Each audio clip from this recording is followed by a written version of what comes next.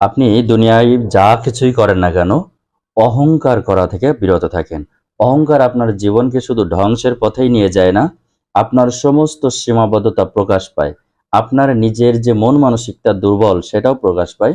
শুধু তাই না, এটি আপনাকে ব্যক্তিগতভাবেই হেয় করে না, আপনার পরিবার, সমাজ, রাষ্ট্র সবকিছু থেকে আপনাকে লিমিটেড করে ফেলে। আপনাকে একদম ধ্বংসের কিনারায় নিয়ে যেয়ে থামায়। এই অহংকার আপনি জীবনকে যতটা বেগময় করতে চাবেন, কিন্তু অহংকার আপনাকে সবচেয়ে উপর থেকে নিচে ডাউন করে নিয়ে আসবে।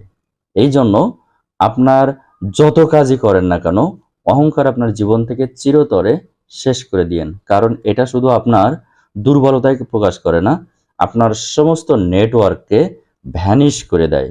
একদম মাটির সাথে ধুলোয় মিশে যায় আপনার সমস্ত গর্ব, সমস্ত কর্মকাণ্ড।